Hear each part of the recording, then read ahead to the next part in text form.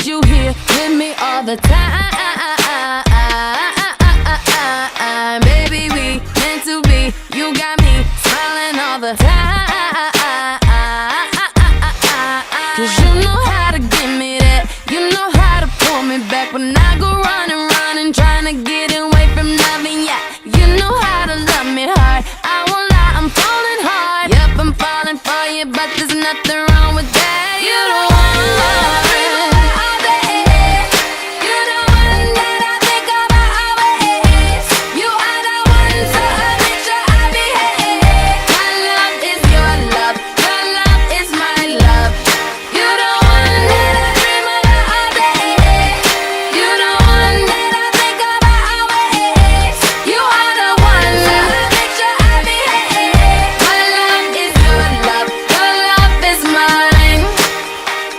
Come, take me now, hold me now, make me come alive.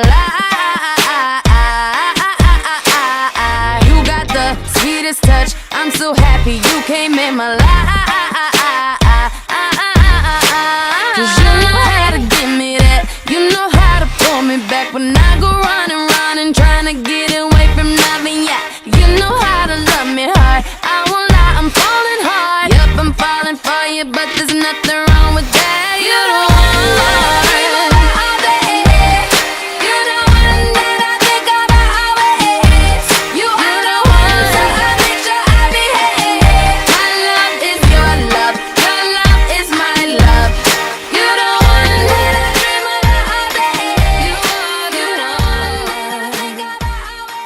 Se mi metto la giacca e tengo la giacca di presidente del distretto aerospaziale della Sardegna, mi piace ricordare almeno 3 risultati, io considero grandi risultati, che insieme al Consiglio di amministrazione abbiamo raggiunto in questi primi 5 anni di vita.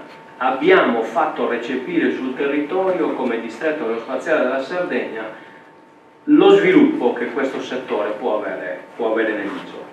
Un altro importante, direi importantissimo, risultato che il distretto ha avuto è che il distretto ha sottoscritto nel 2018 un accordo diretto quinquennale con il Ministero della Difesa. Mi piace ricordare è il fatto che la Regione Sardegna ha messo a disposizione dell'aerospazio in questi primi 5 anni di vita del distretto una decina di milioni. Ebbene, attraverso questo sforzo il distretto e i suoi soci sono stati capaci di attrarre progettualità per 50 milioni. Apriamo questo appuntamento di dopo Pasqua con Panorama Sardo e parliamo del distretto aerospaziale che ha presentato a Roma un progetto di cui è capofila a livello nazionale e in realtà è il primo progetto nazionale della Sardegna sotto il profilo dell'aerospazio, un progetto che vede coinvolti altri distretti aerospaziali e gode del contributo del Ministero dell'Università e della Ricerca, del MIUR. Esatto, grazie ancora per l'opportunità di rappresentare l'attività che il distretto svolge. È un progetto appunto di grande rilevanza, il primo che vede coinvolto il distretto come capofila in chiave nazionale, è un progetto da 4 milioni globalmente, il Ministero cofinanzia questo progetto per circa 2 milioni, è un aspetto assolutamente importante, io credo che possiamo assolutamente far rilevare, è il fatto che questo progetto di carattere, ripeto, nazionale è sinergico a un investimento che la società Avio ha annunciato in Sardegna e in parte ha già realizzato e quindi si configura questo progetto come una ideale, diciamo così, sinergia tra il comparto più specificatamente dedicato alla ricerca e allo sviluppo tecnologico e la grande industria che oggi, nel caso specifico di Avio, è un punto di riferimento nazionale e mondiale, mi permetto di dire. Progetto Generazione E. Perché Generazione E? La generazione è un acronimo, naturalmente, più che un acronimo è il modo di sintetizzare il progetto. Il progetto ovviamente, parlando di avio, è legato al trasporto spaziale, ai lanciatori che vedono appunto l'Italia come un punto di riferimento internazionale ormai assolutamente indiscusso. Ed è un progetto che vede nella partnership il distretto aerospaziale della Sardegna, che oltre ad essere capofila fa da cappello alla presenza di 3 soci: l'Università di Cagliari, il Centro Italiano di Ricerca Aerospaziale e una piccola e media impresa, Innovative Materials, che opera a Sesto. Oltre a questi partner, quindi sotto il cappello del distretto, sono presenti altri partner, tra cui l'Università di Roma, tra cui un consorzio pugliese, il consorzio DITNE pugliese, una società... Loro sono i virtuosi del settore, anche perché hanno avuto il budget più grande negli ultimi 5 anni. La Puglia, se vogliamo aprire la parentesi pugliese, è certamente una regione che si è spesa moltissimo nell'aerospazio in modo trasversale a livello politico, è un esempio da copiare sotto certi aspetti e ci auguriamo di poterlo evidentemente fare anche noi. Tornando ai partner di cui parlavamo, c'è anche una piccola e media impresa pugliese e la cosa importante è che siamo riusciti a coinvolgere anche l'Università di Perugia, sebbene non in modo diretto nella partnership, e poi naturalmente la società Avio, che è la società a cui, diciamo così, questo progetto si attaglia maggiormente per le cose che ho detto prima di sviluppo di questa tecnologia italiana.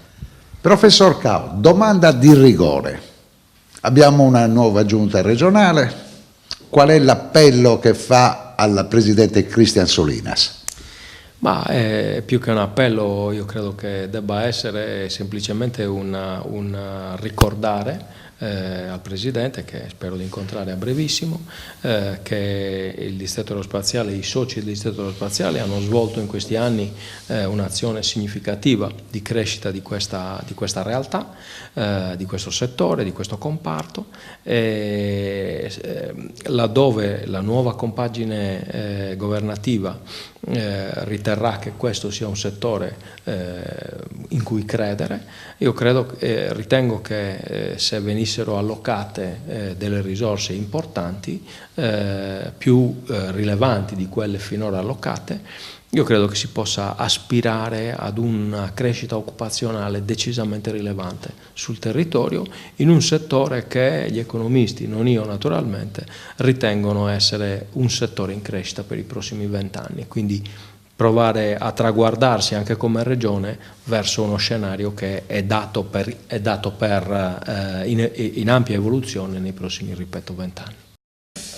Concludiamo con l'interrogativo di che cosa c'è nel suo cassetto ancora riservato, ancora da scoprire per i prossimi anni. Ci sono tante cose che stiamo portando avanti, io credo che l'attività che poi andremo anche a svolgere nell'ambito del progetto Generazione sia un'attività che come università e come piccola e media impresa che operano nell'ambito di questo progetto sia estremamente legata al mondo dei materiali resistenti alle altissime temperature. Parliamo sempre di 2500-3000 gradi centigradi. Abbiamo una competenza ormai strutturata, una capacità di sintesi e di realizzazione di questi materiali, e a questo dobbiamo ricordare, sempre nell'ambito del progetto, che si associa la realizzazione in Sardegna di un laboratorio. Adesso dovremo andare a identificare in quale realtà ubicarlo, territoriale ubicarlo, un laboratorio, dicevo, che sarà l'unico laboratorio in Italia e sarà tutto dedicato alla possibilità di andare a testare materiali appunto resistenti alle altissime temperature che oggi in Italia non esiste. Grazie davvero, professor Cao.